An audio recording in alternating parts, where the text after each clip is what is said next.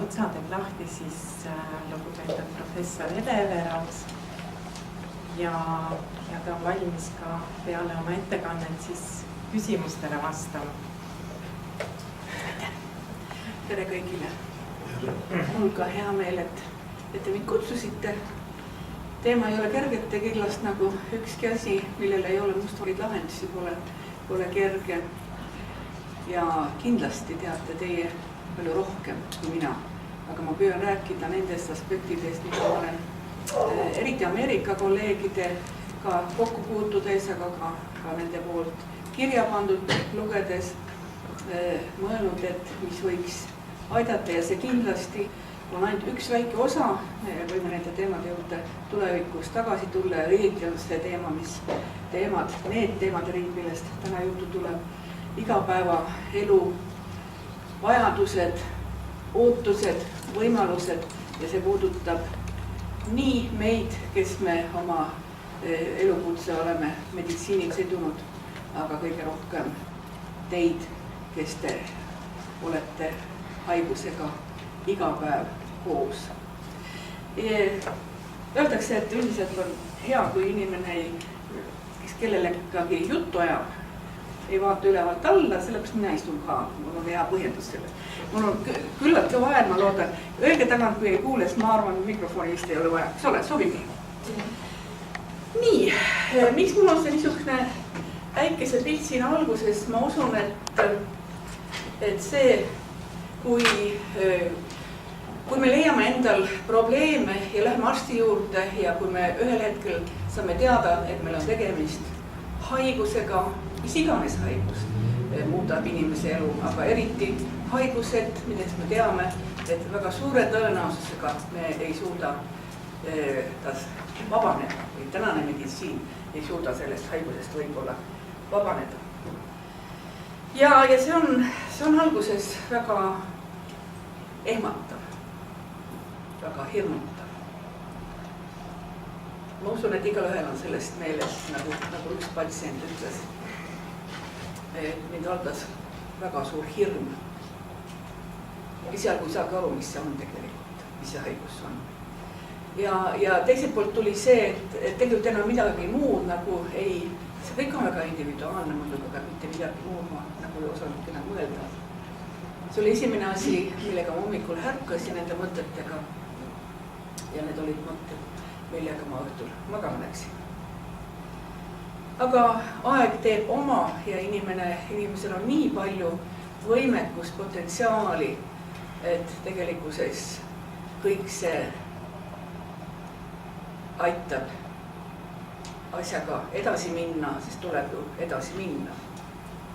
Ja nagu ta ütles, et julge nendele öelda, kes esimest korda teada saavad oma haigusest, et tegelikult asi läheb paremaks. Küllap te igaüks oskate oma loost siin mõttes lisatuua. Kindlasti on üks oluline asi elus. See ei puuduta ainult haigusest rääkimist, see puudutab üldse kogu elu rääkimine on üks oluline osa meie igapäevast. Üks asi on inimene, keda see väga otseselt puudutab, aga kindlasti puudutab see kogu seda ringi, kes meie ümber on, me kuskil kunagi ei ole ju üksi. Meil on lähedased pereliikmed alates meie vanematest, meil on oma abikaasad, lapsed, meil on ka sõbrad. See kõik saab ka neid puudutama. Ja tekib see esialgne tunne, et jälle erinevalt väljendatud erinevatel inimestel šokk, hirmutunne. Teadmatus ju tuleviku ees. Vahel ka süütunne, et miks see olen mina? Miks see mind on niimoodi karistatud? Ja nii kaua, kui ei ole ravi alanud ka lootusetuse tunne ja ka sageli viha. Et emotsioonid võivad omavahel olla kõik nii-öelda kokteiliks segatud ja see ei ole kellegi jaoks kerge. ja seepärast ei ole sugugi iga päeva nii-öelda elamiseks väheoluline, kuidas emotsioonidega hakkama saada. Need saadavad meid iga päev. Nad on erinevad värvid, neil on erinev kõla, kui nii võiks öelda. Nad on erineva tugevusega ja nendega tuleb või siiski hakkama saada. Mulle väga meeldis see Ameerika endise peakirurgi, üle Ameerika juhtiva kirurgi ütlus, et kõige olulisem abimees siin on teadmine. Teadmine, mida see kõik tähendab, millega ma nüüd pean edasi minema. See on ainus võimalus siis nii-öelda iseennast aidata. Aru saada, mis minuga toimub, aru saada, kuidas me läheme edasi, aru saada, mis võivad olla probleemid ja kuidas neid lahendada. Ja mis suhe saab olema selle tõsise tegelasega, haigusega. Et see on nagu, kuidas keegi enda jaoks sõnastab. Et me tegelikult ei tohi tal lasta emotsionaalselt peremeheks saada. Et ma julgen natukene öelda, küll mitte seoses teie konkreetse haigusega, aga see puudutab tegelikult raskete haiguste puhul kõiki, ka teiste vähidiagnoosiga patsiente näiteks ja nende lähedasi. Et ma olen seda ka oma peres päris pikalt läbi elanud koos oma isaga. Ja mul on nii meeles tema ütlus, et kui ta võttis kokku ja läks jälle oma tegemist tegema ja ma ütlesin, et võib-olla sa teed liiga, ta ütles, et tead, jäta. Mina elan oma elu. Vähk elab oma elu. Ja mina elan oma elu. Et see võib-olla ei olegi halvasti öeldud. See, mida meie võib-olla meditsiini poole pealt alati ei saa aru, kui oluline on see informatsioon, mida me konkreetsele inimesele sellest haigusest räägime. Sest meile tundub see kõik nagu selge. Aga tegelikult see on ka meil palju ebaselge, et ka meil meditsiinis töötajatel, olgu need arstid või. Aga seda enam, kui me tahame toetada, tugi ei ole kindlasti ainult spetsiifiline ravi, kohud. Vaid ongi täpselt see, et kuidas inimene mõistab seda, mis temaga toimib. Et nagu siin, ma arvan, see on päris tavapilt, et ei üks ega teine ei saa pead liiva alla panna Jaanalinna kombel. Ja tõepoolest haigus või loom on keeruline. Ta ei ole kerge mõista, ta on erinevate värvikutega ja nii palju, kui mina olen näinud oma siiski teatud pika professionaalse elu jooksul, on igal inimesel väga-väga erinev. Sest see ongi see, et ta peab hakkama saama selle konkreetse inimese organismi asjadega. Ehk see, kuidas aru saada, olemata siis sisemeditsiini spetsialist, see tähendab tegelikult, et te peate küsima küsimusi. Ja eks te olete ka kogenud. Ega see aeg, mis arst teile pühendab, ei ole alati piisav. Me teame seda hästi. Ja selleks, et saada optimaalselt teavet ja te kohtute ju korduvat. Kui ükskord jäävad mõned küsimused küsimata, siis küsib järgmine kord. Kirjutage need üles, kui te seda ei ole muidu teinud. Need võivad meelest ära minna, sest seal tekivad teised dominandid. Vahel erutus. Päris hea, kui on võimalik kaasa võtta, eriti alguses pereliige või sõber, sest siis on nagu kaks pead, eks ole. Jääb meelde teisele see, mis võib-olla teile endale ei jää meelde. Mõned aspektid saab omavahel kokku. Kuni, Ameerikas ei häbeneta seda sugugi. Ja miks me peaksime häbenema? Kui inimesel on tahtmine seda kokkusaamist lindistada, siis ma ei näe põhjust, miks peaks meditsiinis keegi selle vastu olema. Ja kui vaja ja võimalik, pange midagi kas või märksõnana kirja. Ja kõige olulisem on see, et ei tohi häbeneda küsida. Te ei pea aru saama. Te ei pea aru saama kõigest ja te ei saagi saada sellepärast, et te ei ole mitte, enamus teist ei ole ju õppinud seda eriala. No, et asjast aru saada, kindlasti on oluline küsida arsti käest, mis situatsioonis teile see haigus, kas diagnoosimisel on või see, kuidas ta ravi käigus muutus, mida see tegelikult tähendab. Et vahel see, mis kirja on pandud, võib hirmutada, need igasuguseid klassifikatsioone ja jaotusi staadiumites ja nii edasi on meedikud teinud selleks, et oma elu kergemaks teha. No, nii on lihtsalt. Aga need ei ole kunagi mustvalged piirid ja need ei ütle, et üks on halvem või teine on parem, aga see on nii-öelda mõõdik, mida me täna oskame kasutada. Ja väga oluline, mis on ravivalikud. Et ma olen kindel, et siin me arstidena oleme jäänud palju võib-olla võlgu patsientidele. Siin tuleb nagu need läbi arutada ja alguses lihtsalt on vaja rohkem aega võtta selle jaoks. Ja küsimus, millele ükski arst ei taha vastata tegelikult, lähtudes minu haiguse, kui kaua mul on jäänud elada. Need on kõik niisugused küsimused, seda laadi küsimused, mis puudutavad elu, eks ole.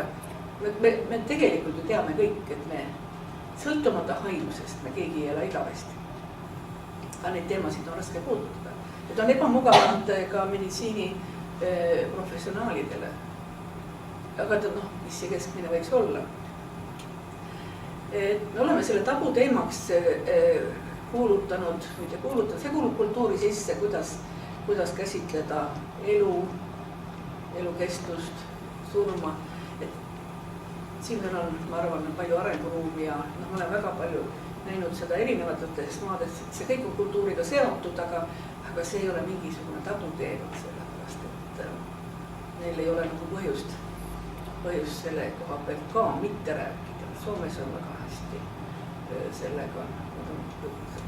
See situatsioon vajab ka tulevikus inimestel. Igal ühel meist me ju kõik ühel päeval jätame selle maailma. Missuguse kõrvalmõjusid peaks ootama? Ükski ravi ei ole ilma kõrvalmõjudeta. Kuidas nendega hakkama saada?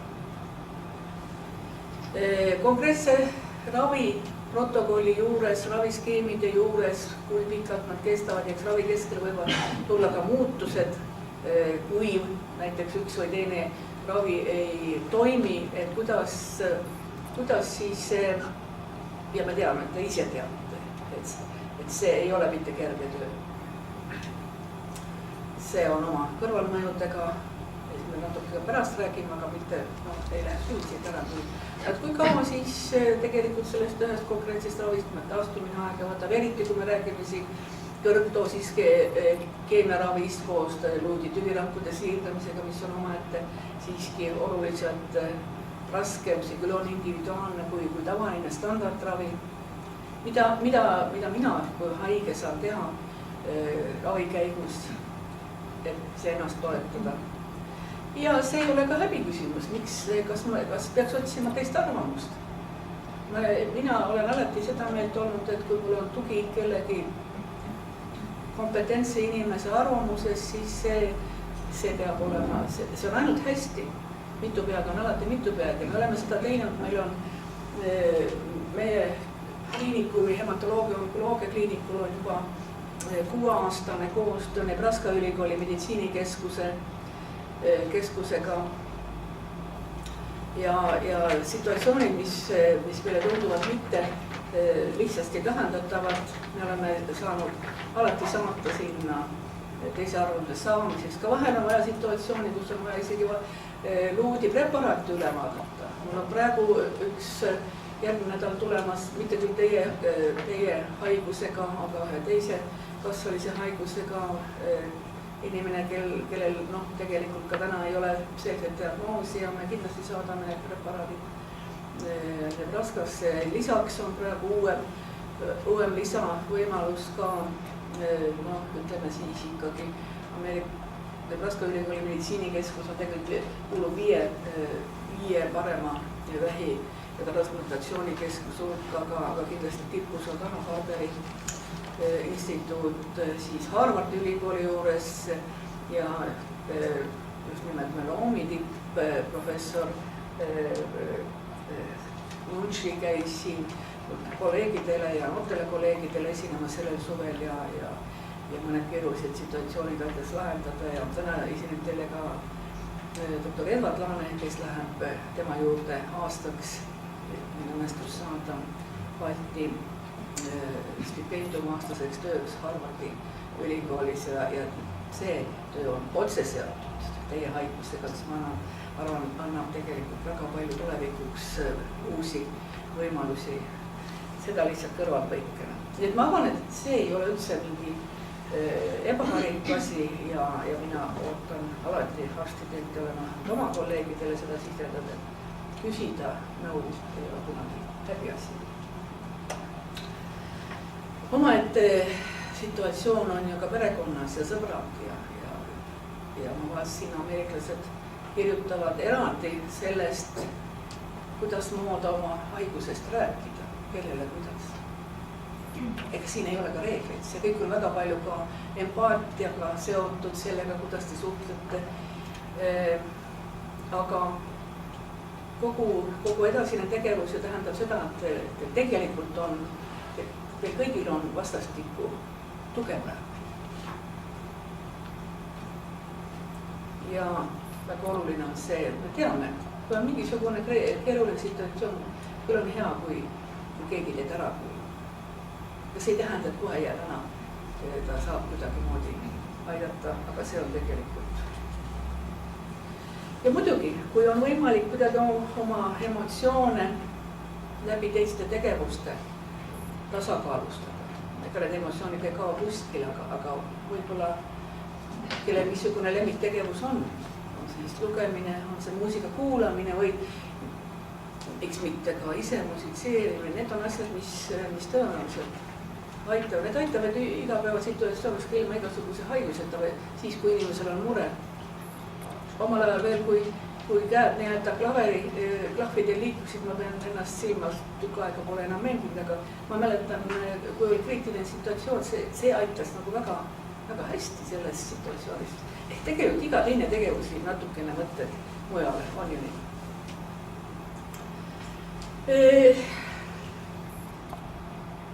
Kõik tegevused saavad teise värvi. On nii.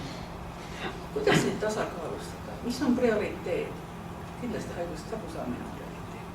Aga see ei tähenda, et ta peab võtma kõik need muud tegevused nulli. Et siin tuleb lihtsalt endale katsuda, otsida parimaid lahendusi.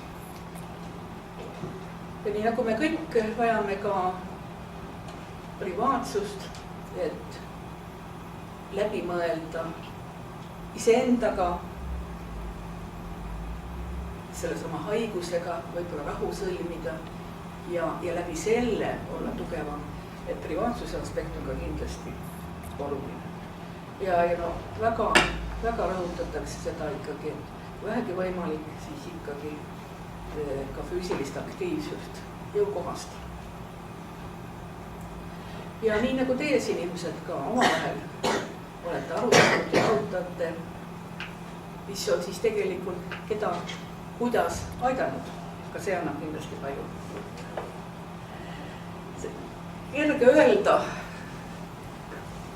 Kergem öelda kindlasti, aga eks te olete seda õppinud igaüks oma igapäeva kõrval, kuidas seda elu võimalikult niisugusena hoida, nagu ta enne oli. Et nagu ma ennegi ütlesin, et see haigus ei tohiks saada domineerivaks. Mida vähegi on võimalik teha, katsukem teha. Ja muidugi ega temaatika, millest ka väga ei räägita, aga see ei ole ainult Ameerikas, me käis ka Manchesteri siis vähikeskuses. Seal on isegi kombineeritud see spetsiifiline tavaravi mitmete toetavate ravidega alates muusikateraapiast, joogast, kui see on vaja ja seda finantseeritakse küll eraallikatest, aga Ameerikas on see rohkem. Ma räägin, siin tuleb nüüd eristada. Alternatiivne ravi on see, et kui seda spetsiifilist ravi nagu ei tahagi teha, vaid te valite mingisuguse muu ravi. See on natukene suurema riskiga tegevus muidugi. Paljud valivad ka nii-öelda selle alternatiivi sinna kõrvale, selle tavaravi kõrvale. Aga oluline on see, et ikkagi raviarst sellest teaks, et oleks vaja nagu arutada. Mulgi on olnud neid patsiente ja õnnestud on minuga arutanud, me oleme arutanud, mis võiks olla ühe või teise võimalus, kas tal on toetavat aspekti, aga need lisavõimalused, mis võiksid igapäevaelu toetada selle tavaravi kõrval, ma ei näe siin midagi halba ja Ameerika keskustes on see päris pärast lõpus näitada skeemiga, kuidas moodi tegelikult neid asju siis korraldatakse. Kui me sageli ei saa ise kontrollida neid emotsioone, see tundub vahel, et kõik jookseb nagu kokku või lained löövad üle pea. Et kui kogu aeg on niisugune kurbustunne ja lootusetuse tunne, tulevad veel unehäired, mis võivad seda kõike tegelikult süvendada. Ja ega ei ole saladus, on ka neid inimesi, kellel on tõesti mõte selle asjaga nii-öelda lõpparve teha kiiremini, kui tegelik elu seda teeks. Et see on küll kindlasti situatsioon, kus on vaja professionaalset abi, siis oma arst ja sageli aitab psühholoog väga palju. Tõtt-öelda muidugi siin on meil arenguruumi väga-väga palju, meil on praegu lootus. Ma olen pikka aega otsinud oma kliinikusse kliinilist psühholoogi, aga teate see, kellel on nii-öelda nimetus psühholoogi, ei tähenda veel see, et ta sobib meile patsientidega. Meil oli kunagi vähihaigete laste, see on väga keeruline situatsioon, vanematega eriti. Ja meil oli üks psühholoog siis ja emad tulid paluma, et palun ärge seda psühholoogi meile saate, sest kasu asemel tekkis kahju.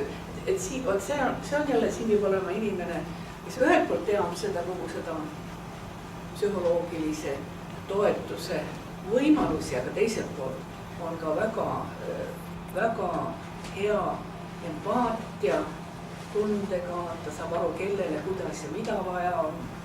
Ta peab seda asja väga tahtma teha. Samuti paanikatunne, hirm, nutule kalduvus, ka see vajab professionaalset abi. Ja vaadates nüüd seda, mida näiteks Ameerika süsteemina on arendatud, mõtlen, et meil kõik on vaja peab hakkama ka tegelikult mõtteviisist ja väga palju just meedikute poolsest, et tegelikult kui me mõtleme, kuidas meil on ikkagi meedikutena väga kergelt läinud. Te tulete, saate oma ravi ja te lähete ja siis te olete kõik omaette oma probleemidega. Kui palju me oleme suutnud seda põhiosa kodus, tööl, see, mis on väljaspool haiglat, eks ole, palju te siis haiglat olete, käite oma ravi saamas. Kuidas me oleme seda osanud toetada ja see on küsimus täna ja see on veel väga palju vastamata tegelikult. Ja ma räägin praegu seda, mida soovitavad siis kolleegid Ameerikas näiteks. Ja siin tulevad mängu siis niinimetatud abipakkujad või nemad nimetatud caregivers, aga see võib olla iga inimene teie kõrval, see võib olla perekonnaliige, see võib olla sõber, aga samamoodi peaks olema ka meditsiiniprofessionaalide poolt toetatud ennekõike õdede näol. Ja seal on väga ilusti toodud välja, mis on need probleemid, mida kui näiteks see kõrvalseisja inimene näeb selle haige juures, et mis peaks seda häirima ja teine pool asjast on see, et mida see konkreetne inimene, kellel on probleemid, kuidas tema peaks käituma, mida tema peaks tegema. Ja kolmandaks, mis on see situatsioon, kui kindlasti oleks vaja siis juba pöörduda arsti või õe poole, kes oskab siis situatsiooni võib-olla paremini lahendada.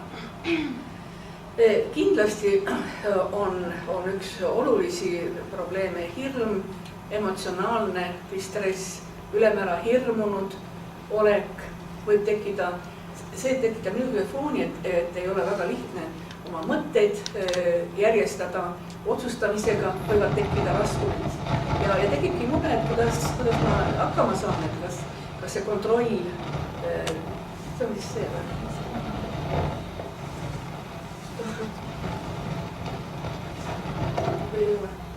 Ma ei tea. Voh, väga hea. Ma arvan, et see oli see. Esinemisega õhku läheb sinna peale, see tuli sealt välja, eks ole. Aga te kuulete ikka, eks ole, jah? Väga hea. Pingeseisund. Tunne, et midagi halba on juhtumas. Samuti peavalud, sest kõik see kumuleerub ja tegelikult see kohanemine väsimuse, valu, vahel iivelduse, teiste sündmustega, mida võivad ka ju ravid kaasa tuua, unehäired. See kõik on hästi keeruline. Aga et mis siis teha?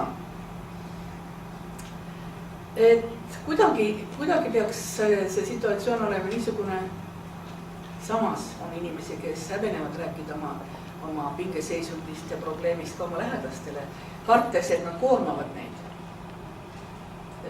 Ega see ei ole ju võõras tunne, aga tegelikult kõige parem aitab see, kui on võimalik kellegiga neid asju arutada. Omavahel, kuidas me saame selle situatsiooniga paremini edasi minna. Iga juhul ei ole siin vaja kellelgi tunda süütunnet. Seda ei ole keegi tahtlikult teinud. See inimene, kes on haige. Lihtsalt siit tuleb otsida lahendusi ja muidugi, kui ei saa lahendusi, siis otse kodus omavahel, siis tuleb otsida professionaalselt. Aga üks niisugune lihtne, eks seda on mujalgi soovitatud muudes situatsioonides, et kuidas moodi katsuda ennast nagu rahulikuks, mitte sundida, vaid rahulikuks muuta, rahulikumaks vähemasti, siis on see väike, väga lihtne heita lihtsalt vaikses ruumis pikali, kujutada, veel parem kui suudate ette kujutada, et olete kuskil rannas või maal oma suvekodus muru peal. Ja siis soovitatakse sügavalt ja aeglaselt hingata. Siis valida üks lihasgrupp, seda pingutada 1-2 sekundit, samal ajal hinge kinni hoides. Ja siis välja hingata ja lõdvestuda. Ja niimoodi käia lihasgrupid läbi. Eks see on jälle teise tegevuse otsimine, aga see on näidanud, et see võib aidata.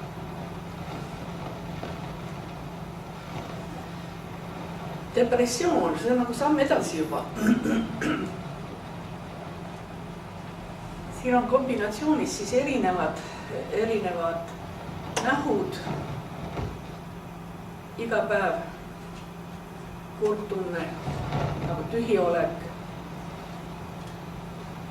Tegevused, mis enne pakkusid väga huvi, ei paku enam üldse huvi ja võib tekkida kas isutus või hoopiski ülesöömine ja unehäired. Väsimus on muutunud igapäevaseks kaasas, väsimusel võivad olla muidugi hoopis ka teised põhjused, aga ka niisugune süütunne, abitustunne, mäluhäired, kontsentratsioonihäired ja ei saa mainimata jätta ka võimalusi enesetapumõteteks ja isegi enesetapukatseteks. Ja tuuakse siis niisugune mõõdik, nagu ega see ei ole ka mustvalgena kirjas, aga et kui on 5 või enam niisugust nähtu olnud 2 nädalat või pikemat aega järjepanu, siis tuleb kindlasti pöörduda arsti juurde. Ja mida saab inimene ise teha? Püüda rääkida tunnetest ja hirmudest.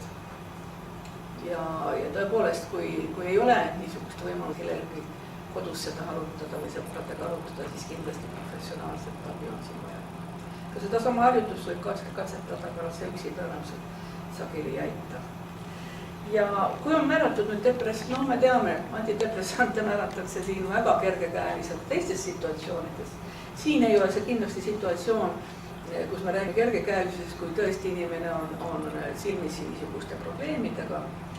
Aga peab nagu meelest pidama, et see toime nendest ravimitest ei tule mitte kohe, vaid see võtab 2–4 nädalat aega. Ja nende ravimite kasutamisel kindlasti peab meeles pidama, et nad ei sobi alkoholiga kokku. Magamist on rohkem vaja, tavapärane aktiivsus jääb tahaplaanile, inimene muutub igas mõttes ükskõikseks ka oma välimise suhtes, magamise järgselt ka väsinud tunne ja võib tekkida olla siis mõtlemise ja kontsentreerumise raskus ja vahel isegi ka oma mõtete väljendamise raskus. Et siin on see skaala toodud, mida siis pärast tegelikult siin ka me soovitusena tuleb, et alguses nagu iga väsimusega püütakse tasakaalustada siis puhkamist ja aktiivset tegevust. Aga kindlasti tuleb seda arstile rääkida, kui on mingisugused sümptomid enam väljendunud kui eelmise külastamise ajal. Ja kui tahta oma tegevustega ikkagi toime tulla, siis on võib-olla see nõuanne, et püüda need planeerida ajale, kus on enam energiat, üks päev on selles mõttes ka erinevalt jagatud ja üldse tegevusi jagada kogu päevale. Ja on ka spetsiaalsed programmid põilemiseks, mis aitavad siin leevendada seda ebameeldivat kaaslast. Aga puhkus on kahtlemata üks see, mida on vaja võib-olla rohkem teha. Ja koduseid töid ei saa, võib-olla te enne olete olnud seda selles mõttes nagu kõik teiste eest ära teinud, katsuks neid koormusi jagada. Ja soovitatakse siis ka toidu mõttes üle mõelda, kuidas moodi toitumisega on ka vahel siin võivad olla muutmiseks vajadused ja kindlasti on vaja piisavalt vedelikku. Nii, uneprobleemid. Katkendlik uni, pinnapealne uni, hommikul ärkate väsinuna, seda tuleb kindlasti kõigil ette ka mitte ainult haigetel inimestel, aga siin võib-olla enam, sest et selle aluseks võib olla siis ka ravi, selle aluseks võivad olla ka erinevad haigusepoolsed probleemid. Ja ega ei ole siin ka midagi uudist, nagu te näete, kuhvi vältimine, sellist me teame, alkohoolsete jookide vältimine õhtul ja igal juhul kui juua, siis midagi sooja. Ja kui tõesti on vaja ja kui eriti kui on valusündroom, siis on tõenäoliselt vaja kombineerida unerohtu ja valuvaigist. Jällegi isutusel võib olla siin väga erinevaid põhjuseid. Põhiliselt võib see olla haigusega seotud, aga see võib olla depressiooniga seotud. See võib olla ka ravimite kõrvaltoime, eriti kui on tekkinud ka iiveldus. Nii et igal juhul, aga ilma korraliku siis toitumiseta on raske haigusele vastu panna. Ja sellest peab kindlasti arstile rääkima. Ja samas ei saa ka sundida sööma, et tegelikult siin on kuskil jälle see piir on niisugune suhteliselt paindlik. Tuleb ise endale tõesti mõelda, et toit on vajalik ja kindlasti mitte hommikul söögist loobuda ja tuletada meelde, mis need lemmiktoidud on ja neid katsuda siis väikeste portsjonitena ja sagedamini kui tavaliselt 2–3 tunniste vahendega süüa. Ja kindlasti annab siis energiat rohkem, kui valida siit välja kõrgema kalorsusega, kergemini seeditavad toidud ja lihale, kaste. No ühesõnaga, eks siin tuleb nagu katse-eksituse meetodi natukene ka vaadata, mis teile kõige paremini sobib. Ja mis on huvitav, mida soovitatakse, et mitte juua söömise ajal, sest et see tekitab kiiremini täistunde, see sobib nendele, kes dieeti peavad, eks ole. Aga juua söögikordade vahel pigem. Ja no, lõpus on öeldud, kui teie arst ei keela teil ära, siis klaas õlut või veini enne sööki ei tee sugugi pattu. No, need tunduvad niisugused triviaalsed asjad kõhukiinis, aga tegelikult siin ei ole pisiasju, see võib kogu enesetunde rikkuda ühel inimesel ära. Kui 3-4 päeva on probleem, et tegelikult seedetrakt ei ole korralikult funktsioneerinud. Eks siin on ka niisugused kombineeritud toetamise võimalused, rohkem juua puuviljamahlad ja soojad joogid hommikul, rohkem siis kiudaineid sisaldavaid toitaineid, juurvilju, puuvilju ja samas hoiduda jälle nendest toitudest, mis gaasi kipuvad tekitama, kapsast, brokolist, samuti juustust ja munadest. Ja kindlasti on füüsiline aktiivsus siin oluline abimees. Kindlasti on teatud situatsioonides lahtised vajalikud, aga üldiselt soovitatakse proovida neist hoiduda, sest see tekitab omamoodi surnud ringi, ei soovitata ka küüned kasutada. Aga need on niisugused jälle väga individuaalsed. Valu. Ma usun, et kõik meist on tundnud ja krooniline valu on see, mis väga palju hakkab mõjutama iga päeva, mis tegelikult viib depressioonile. Samas jälle, kui on olemas niisugused stressisümptomid ja depressioon, siis ka iga valu tundub palju tugevamana, nii et see kõik on omavahel organismi tervik ja väga seotud, nii et kui on valusündroom, see on, nagu öeldakse, et see on iga inimese õigus mitte valu kannatada. Tänapäeval on olemas väga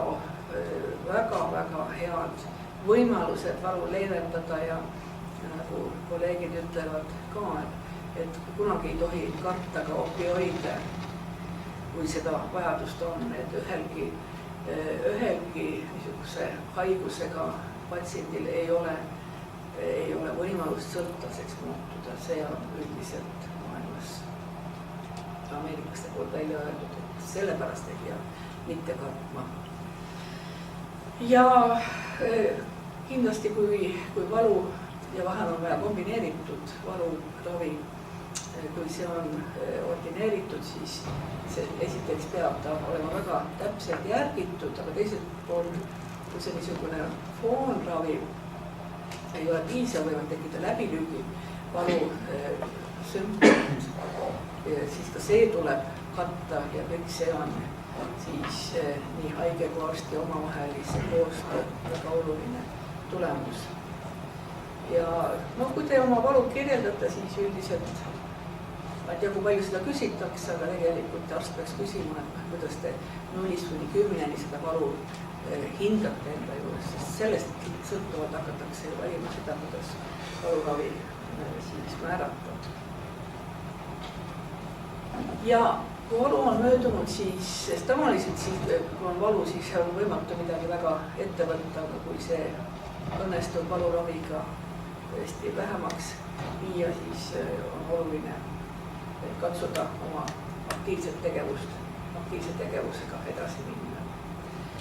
Nii et iga juhu valusümptomite osas nii-öelda kõrvalseis ja teie pereliige või sõber saab seda jälgida, kuidas, sest et inimene valus, ta ei pruugi kaevata, aga tema olemus ju muutub, tema näoilme muutub, massidini välja, tema see kehahoiak muutub, isegi kui ta ei kaeba sellele. Ja võivad olla lokaalsed vahendid ka, mis võivad aidata lisaks sellele üldisele ravile leevendust, kellele soe, kellele külm, lokaalselt.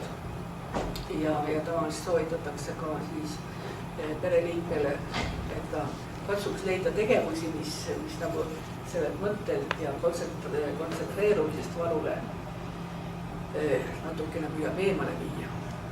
väga oluliseks peetakse ka seda, et tundub, et tegemist on selle väga olulise probleemiga ja haigus on see põhiline kuningas meil majas organismis, ma mõtlen, et tegelikult tuleb ta nii-öelda selja taha jätta ja jätkata kõikide nende asjadega, mida te tavaliselt olete teinud meestel alates habeme ajamisest, juuste lõikamisest, naistel make-upini välja, et see annab igale inimesele enesekindlust. See võib-olla alati ei ole lihtne, aga tegelikult on see elu osa, eks ole. Samuti katsuda leida võimalust, kaalud võivad ju muutuda ja kui see ei ole kui see muutus ikkagi on juba märkimisväärne, katsuda ka oma riideid kohal, võimlemist, füüsilist koormust, jõu järgi vastavalt võimalusele ja tasakaalusta puhkamisega. Muule hügieenile lisaks väga rõhutatakse ka suuhügieeni, millest väga palju oleneb. Ja muidugi füüsiline aktiivsus. Et arst peaks siis vahendama füsioterapeuti, kes siis annab nõu spetsiifiliste harjutuste osas. Me oleme ka viimase 2 aasta jooksul saanud oma kliinikuse 2 väga tublit füsioterapeuti, kes tegelikult on väga suureks abiks. Ühelt poolt siis, kui on vaja aktiviseerida inimest, kes on voodisse jäänud, neid situatsioone ka tuleb ette, aga teiselt poolt ka koduses perioodis näidata ette harjutusi, anda selle kohastused juhtnööre. Ja tegelikult on toetamise aspekte mitmeid, kui me natukene tahame kokku võtta, siis emotsionaalne ja moraalne osa, see puudutab kindlasti siis arste, õdesid, aga teiselt ka neid, kes patsiendi kõrval kodus on. Toetushaiguse mõistmiseks, see peab tulema ikkagi meie meditsiiniprofessionaal. Nii nagu haiguse diagnoosimise ja ravimise, kogu see pool on ikkagi meie kätes. Ja me teame, et see ei ole meil ainult, see on igal pool probleem, kuidas moodi, seda poolt meil kuskil kunagi visiidile arutada, kuidas inimene saab hakkama, aktiivne inimene, kes võib-olla ei saa enam seda oma senist tegevusala jätkata. Kui tema peal on kogu finantsiline koormus, et oma perekonda üleval pidada, kuidas see kõik hakkab tulevikus välja nägema, me teame, et meil ei ole siin nagu millegiga, kui seda tobe oleks vaja, meil ei ole nagu siin Eesti riigis praegu millegi kuhkustada, aga me ei saa seda mõtet, seda vajadust kuskile ka prügikasti panna ja öelda, et see ei ole meil probleem. Ja kindlasti on meil palju tegemata, et lisaks haigetele, konkreetsetele inimestele, kellele haigus on, toetada perekonda. Selleks on spetsiaalsed õppeprogrammid mujal. Ja see on tegelikult ka hästi oluline. Ja kõikides nendes rubriikides tegelikult on hästi oluline ju suhtlemine. See ei nõua lisaaega. See on see, mida me saame kõik teha erinevatel tasapindudel, erinevatel.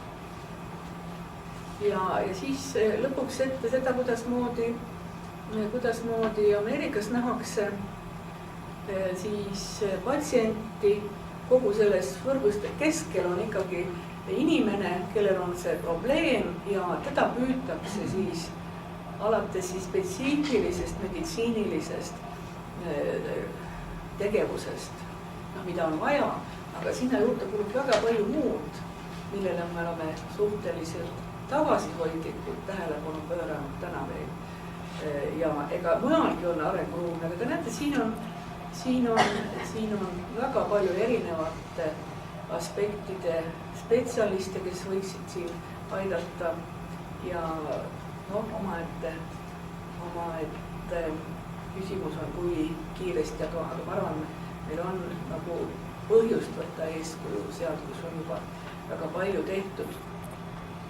See oleks jälle omaette teema tulevikus ja tegelikult ongi kõik need, ma tõin ainult mõned üksikud probleemid, eks ole, tegelikult see oleks 2 korda nii palju olnud, aga ma arvan, et korraga ühel korral ei olegi mõistlik kõiki neid ette võtta, aga hakkame sammhaaval ka katsuma oma tegevustes, ma pean silmas meid, meedikud, kes me selle eest vastutame, katsume siin sammu iga kuuga edasi minna ja ma arvan, et siin on võimalik teid palju tulevikus palju rohkem aidata, kui me seni oleme teinud. Ja miks nii ongi, iga päev on oluline, iga probleemi lahendamine igas päevas on väga oluline.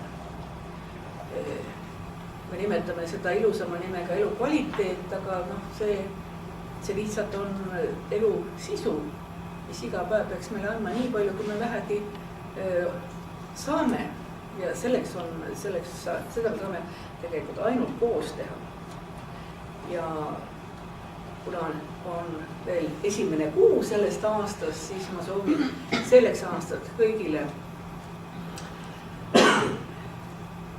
et täpselt seda, mida ma siin rääkisin, et iga päev oleks elamist väärt. Ta tegelikult ongi, aga katsume koos nii palju teha, kui me oskame, et seda mustemat värvi oleks palju vähem. Et oleks niisama ilus päike läbi nende lumiste okste ja kevadel läbi ilusate linnede ja tegelikult on ju hästi. Nii. Ja ega ma rohkem ei see jutt on olnud üldse mitte konkreetne, aga need on mõned mõtted, mis ma arvan võib-olla aitavad teil edasi mõelda ja meil kindlasti on siit väga palju alust oma tegevuseks. Kui te tahate muist midagi küsida, siis ma hea meelega vastan, kui ma oskan. Ravil olen olnud 2010. aasta veebruarist 2 autoloogset siirdamist.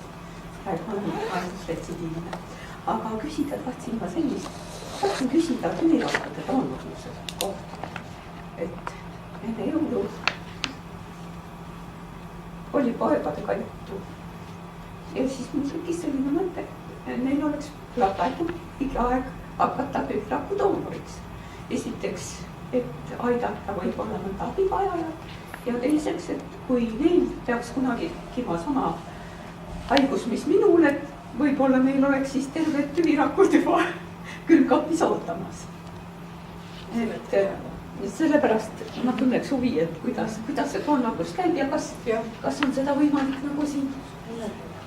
Tüviraku doonorlus on niimoodi, et tüvirakke kuskile tagavaras ei koguta ja ei hoita. Tähendab, on Ameerikas on niisugused äriorganisatsioonid olemas, siis nabaväedi tüvirakke küll, kui laps sünnib, külmutavad ja hoiavad siis nagu tulevikus, kui peaks vaja olema, aga üldiselt niisugust täiskasvanute tüvirakk kuskile. Aga see, mida tähendab see doonorlus, see tähendab seda, et meil on, see on ka kliinikumi kodulehel üleval, kuidas sinna registreerida, meil on võimalik registreerida ennast potentsiaalseks doonoriks, kuna meil on siis Soome Punase Risti verekeskuse filiaal doonorid, sest me oleme praegu saanud allogeenseks siirdamiseks, see tähendab doonorite tüvirakkude siirdamiseks doonorid läbi Soome Punase Risti verekeskuse. See toimib meil see süsteem niimoodi ja mis siis tehakse? Tehakse seda, et tüpiseeritakse koesobivuse antigeenide alusel see inimene ära, kes on potentsiaalselt valmis oma vereloome tüvirakke loomutama, kui tekib vajadus kuskil mõnes teises riigis. Ja siis, kui see vajadus on, siis kutsutakse doonor välja, tehakse uued testid veel, pannakse kokku need siis retsipientid, kellele kantakse üle neid rakke ja siis doonori immuunsüsteemi rakud kontrollitakse, kuidas see sobivus on ja alles siis tegelikult hakatakse kokkuma. Nii et see võimalus on olemas, aga mitte niimoodi, et iseenda jaoks tulevikuks säilitab. Kahjuks seda ei ole. Selge. Nii. Tahab keegi veel aga võib-olla kommentaare, sellepärast et minu meelest igaüks teist kindlasti saaks pidada palju informatiivsema ettekande. Iga inimene, kellel on haigus, teeb oma haigust palju rohkem kui üks professor siin laua ees. Päris kindlasti. Seal oli kirjutatud, et võimelda ja niimoodi ja harjutused, aga kuidas massaaž konkreetselt? Üldiselt ei peeta massaažiga vastunäidustatuks. Kuigi vanasti öeldi, et see on vastunäidustatud, aga kui ma vaatasin praegu seda, mida siin kolleegid on Ameerikas kirjutanud, siis nad ei pea seda vastunäidustatuks. Aga ma tahaks küsida selle toitumise kohta, et kas on ka nii, et mõned toiduained on nüüd nagu, mis nagu võiksid pärssida vähirakkude arengut ja teised nagu täna teaduspõhiseid andmeid selle kohta ei ole, või sa oskad öelda, et ei ole minu arust. Siin on väga palju lugemist igalt poolt, aga põhiline on see ikka, et püüda niisugust tasakaalustatud toitumist hoida ja täna me ei oska seda tõesti. Aga kuidas saunas käimisega? No ikka tuleb ma mõtlen, leili ja vihelda, ma mõtlen, et seda osa. kuuma leili. No ega te ei tee ju 200 kraadi, on nii? Ei. Ja niimoodi parasjagu, kõiki asju normaalselt. Ega nii nagu natuke võib ikka vihelda. Normaalne inimene teeb, eks ole. Aga et ei lähe sinna, vaata neil on need suured võistlused, kes kauem jõuab saunas olla, seda me kindlasti ei saa.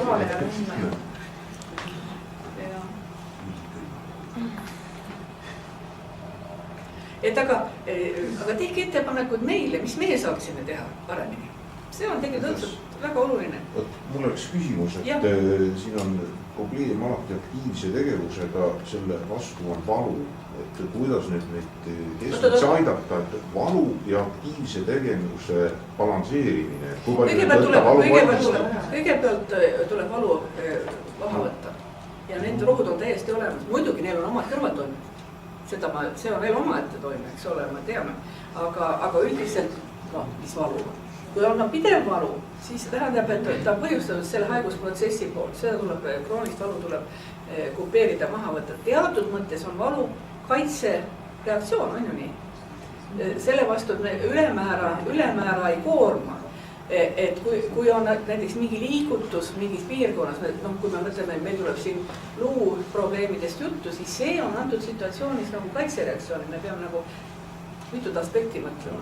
Ja aktiivsuse koha pealt on ikka niimoodi, et tulebki, millest tuleb kindlasti hoiduda väga suurtest koormustest. Ja teiseks ma arvan, et ikkagi üks füsioterapeut peaks need asjad ette näitama, mis sobivad ja mis ei sobiva. Et ega ma ei vastanud, ma saan aru, aga no, jah, see on raske. Nii on, eks ole. Maratoni harjunud sõitma, kannatama ja nii edasi, aga kui palju nüüd kannatada, kui palju mitte. Ei, ma arvan, et maratoni ärge sõita. Ei sõida. Ei. Te võite seda maratoni sõita niimoodi, et mitte selles suures hulgas inimestes. Niimoodi. Võtke sõbrad ja tehke niimoodi. Eks ole ju, sest et see ei ole nagu... Ja siis hakkad mõtlema, kui palju siis need inimesi ikka on, kes maratoni sõidavad, et see ei ole ju suur kaotus, eks ole. Ma saan aru küll, et harjumus on. Ja mis on tore muidugi. Kas see haigus ja mälu on omavahel kuidagi teada? Haigus ja mälu? See on hea mõte. Selles mõttes, et mälu võivad mõjutada väga erinevad aspektid, mis aju tegevust mõjutavad, eks ole. Ja kindlasti, kui haigus ei ole veel lõplikult avastatud, siis olulist rolli võib mängida siin see, et veri on paksemaks läinud, eks ole. See valk, mis siin koguneb verret, ta paneb vere aeglasemalt liikuma, see tähendab ka aju veresoontes liigub ka, ühesõnaga hapnikku tuleb vähem ja kui hapnikku tuleb vähem, siis kogu aju tegevus tegelikult saab häiritud ja sinna juurde kuuluvad ka mäluhäired. Nii et see võib olla sellega seotud. Samamoodi, kui on näiteks punavererakke vähe, jällegi hapnikku saab vähe, see võib mõjuta ka. Nii et õnneks teie haiguse korral seda, et ajusse tuleksid haiguse kolded on väga-väga harva, see on üks põhjus ka, mis võib olla. Teiste kasvajate korral on seda palju sagedamini. Nii et, aga kui nagu väga järsud muutused tekivad, siis tuleb nagu noopida, see kõik ei pruugi olla seotud ju selle konkreetse haigusega. See, et on üks haigus ei tähenda, teisi haigusi ka ei tule. noh, siis tuleb nagu rääkida neuroloogiga või vahel ka isegi psühhiaatriga. Et noh, selles mõttes mul on nii hästi meeles, see on nii hästi kunagi kuulus professor Kõrge, mul õnn sellel ajal tudeng olla, kui tema veel õpetas. Ja tema ütles ikka alati, et vaadake, et ei ole inimesel sageli ainult üks haigus, tal võivad ka teised. See on nii, et kui ühel inimesel on hirmud, ei tähenda, et tal täisid ei või olla, eks ole, tal võivad kõiksugused asjad olla. No nii, kas anname nüüd kellelegi teisele? Jah. Kas te olete informeerinud või on teil koostööga perearstidega, et diagnoositakse haigus võimalikult parakult? Sest et nagu näitab praktika, siis kõigil on ikkagi 2-3 aastat vähemalt selja taga ja juhul väga õige. Ja ma arvan, et siin on meil palju tööd ees. Mõned aastad tagasi ma käisin päris, tegin niisugust ringi erinevates maakondades perearstidele, noh, mitte ainult selle haiguse diagnoosime, aga siin on ka teisi verehaigusi ja me teeme nüüd ka jälle täiendtsüklid selle koha peal. See on õige. Ja me näeme ise seda, kui hilja satuvad, aga mitte, ja ei ole ainult perearstidel, võivad olla ka teiste arstide juures, sest et haigus on väga salakaval, ta ei näita midagi väga tüüpilist, eks ole, jah, õige. Ja meile vasta ei neuroloogid saadetakse, ei tea, kuhu röntgenisse, kuhu iganes ei ja kui vaadatakse üldse. Jah, nõus, ja palun. Kas seda eftemaktüüri või südameaspiriini peab võtma ikka siis ka, kui ravi vaheaeg on? Oleneb, kuidas teie valgu seis on, kui valgude tasakaal on normis ja kui ei ole muid näidustusi selle aspiriini võtmiseks, siis ma ei pea seda vajalikuks, aga kui on valgude kontsentratsioon endiselt, kui on need immuunoglobuliinid, mis produtseeritakse, nendel on häda see, et nad on teistes valgudes suurema, nad on raskemad. Ja mis nad teevad? Nad siis kleepuvad sinna punavere rahkude pinnale ja siis nad kipuvad neid kokku kleepima koos verelistakutega. Nii et selles mõttes ega ta nüüd liiga ei tee jälle, eks ole. Aga kui ravi võtad Revlimid ja siis kindlasti peab, jah? Jah. Küsimus veel, kui vana on kõige vanem patsient, kellel on mõni käkke siirdatud ja sellest välja tulnud? Kui vana? Sellest vanuse peab. Ma ei oska veel konkreetse vastuse võlgu, aga ma arvan, et see on kas 69-70. No jah, kuskil seal. Et see oleneb maailmas keskustest, et osad siirduvad ka 75-aastaseks ja sõltub, kui tugev on patsient, mis on ta üldine tervis ja kasvuse kogemus, aga ütleme, see rusikareegel on 65 ja siis see on see 65-70 on selline. Aga mis me näeme tõesti, et kui on vanemad patsiendid 68-70, et see ei ole enam nii lihtne. No praegu on tegelikult arvutusel see, et ma tea, võib-olla ühel hetkel tuleb situatsioon, kus see meetod kaob selle haiguse ravis, sest et seda mööda, kuidas tuleb uusi efektiivsemad ravimeid, on võimalik tulemust saavutada teisel moel. Ja täna tegelikult on ju selge, et kui me alguses lootsime, et kõrgdoosis keemiaravi koos siis pärast vereloome tüvirakkude siirdamisega on nagu lahendus selle haiguse ravi, siis me näeme, et ta tegelikult kahjuks ei ole lahendus, lõpplahendus. Me tahaks ju haigusest lahti saada, aga täna ta seda meile ei garanteeris ja tegelikult milles on probleem, on ikkagi see, et me täna need ravimid, mis meil on, see puudutab ka teisi haigusi, ei hävita niinimetatud siis kasvaja tüvirakkus. See, nii nagu vereloomel on oma tüvirakk, tuleb, praegu on paljud uuringud seda kinnitanud, on ka kasvajate korral, kaasa arvatud müeloomi korral, on lisaks sellele, mida me mikroskoobis näeme, mida me oskame detekteerida, nendele rakkudele on olemas ka nii-öelda väike kogus tüvirakke ja me hävitame need muud, aga tüvirakk oskab nii kaval olla, ta tahab ellu jääda ja siis ühel hetkel leiab ta jälle oma tegevuse. Nii et eesmärk praegu, mis on palju uuringuid selle koha peal käimas, et püüda leida ravimeid välja töötada, mis neid tüvirakke oskaksid hävitada. Et see annaks, et ma arvan, et ma arvan, et järgneva 5 aasta jooksul midagi juba võiks selle koha peal tulla, sest praegu on väga palju tööd või noh, pandud uuringuid sellesse ja teine asi on veel see, mida doktor Edward Laane läheb tegelikult siis, nagu ma juba ütlesin, kus sa lähed viimase tööd veedab pakkimisega, eks ole. Ja tegemata töid tal muidugi ei ole, nagu mul tavaliselt, aga mõned asjad ikka vahel on, siis aeg läheb väga kiireks. Aga teine asi, millele ei ole üldse nagu tähelepanu palju pööratud, on see, et luudis ei ole ainult ju need vereloomerakud. Seal on ka veel rasvarakud, seal on niinimetatud stromaalsed tüvirakud, seal on luud on hästi veresoonde rikkas, seal on endoteelirakud ja see kõik moodustab mikrokeskkonna, kus tegelikult ka see kasvaja kloon lisaks normaalsele vereloomele tunneb ennast hästi. Aga miks ta seal hästi tunneb? Võib-olla me oskame läbi selle mikrokeskkonna mõjutamise neid mõjutada, nii et see on temaatika, millega doktor Laane hakkab just nimelt professor Munši juures tegelema, nemad juba tegelevad sellega. Et see on nagu teine pool asjast ka minu meelest väga perspektiivikas. Et ma arvan, et tümismiks on põhjus küll.